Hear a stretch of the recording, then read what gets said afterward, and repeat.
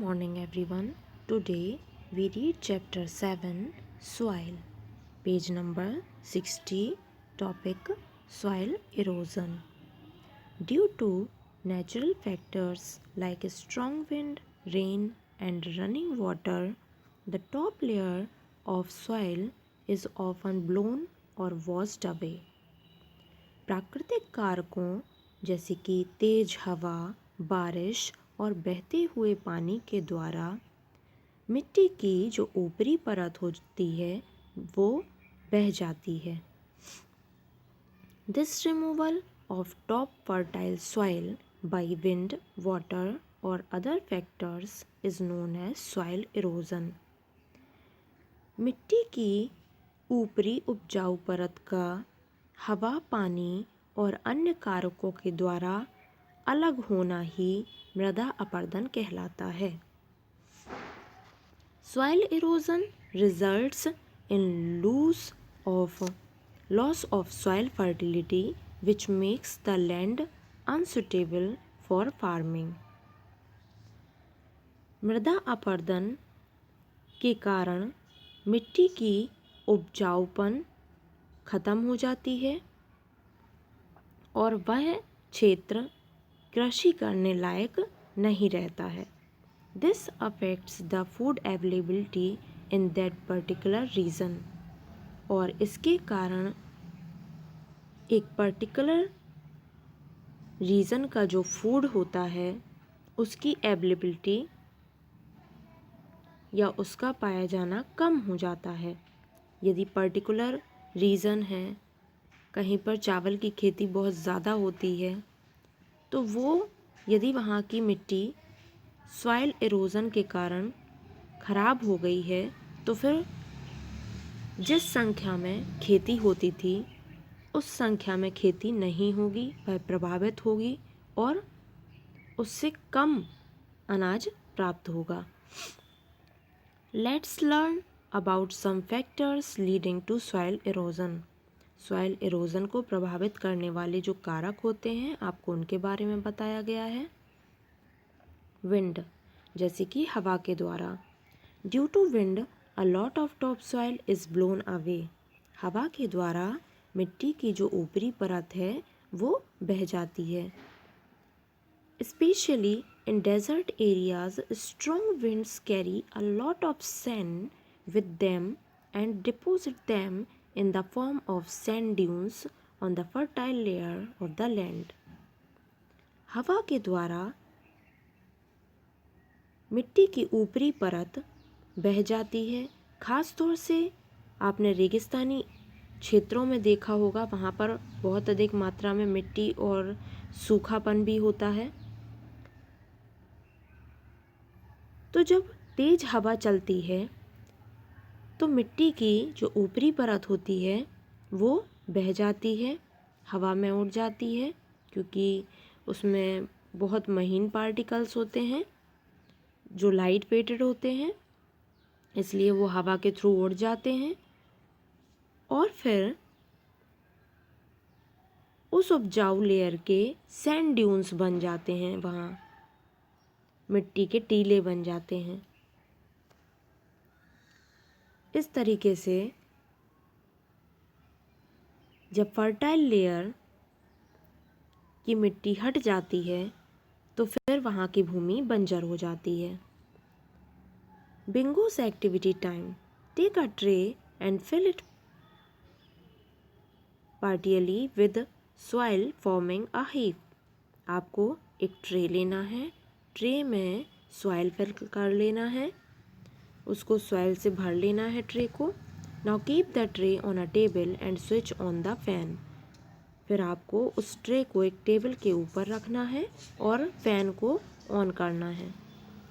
What do you observe? आप क्या देखेंगे? You will see that some of the soil is blown away. आप देखेंगे कि कुछ मिट्टी उड़ गई है।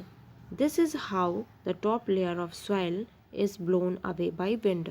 इससे आपको पता चलता है कि हवा के द्वारा मिट्टी उड़ जाती है, मिट्टी की जो ऊपरी परत होती है वो उड़ जाती है जिसमें न्यूट्रिएंट्स रहते हैं। तो आप ये एक्सपेरिमेंट घर में करके देख सकते हैं। नेक्स्ट देखिए वाटर। वाटर के थ्रू सॉइल इरोजन कैसे होता है। वाटर कॉजेज सॉइल इरोजन इन 2 वेज।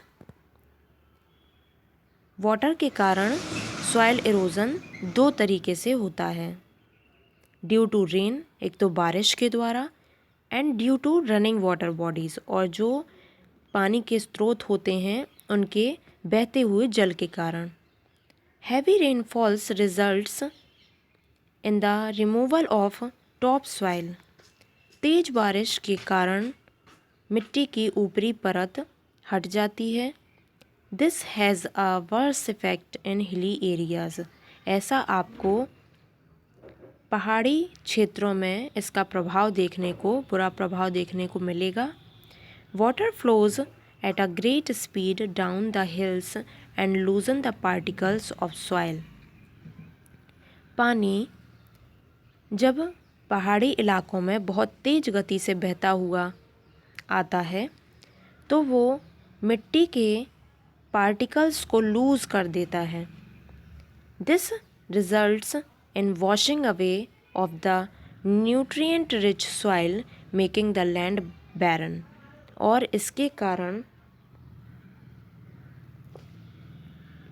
जिस मिट्टी की ऊपरी परत में न्यूट्रिएंट्स प्रेजेंट होते हैं, पोषक तत्व प्रेजेंट होते हैं, वह मिट्टी क्या हो जाती है, बह जाती है और वहाँ की भूमि बंजर हो जाती है। Moving water like a river flowing down a hill also washes away a lot of nutrients, topsoil and mud along with it।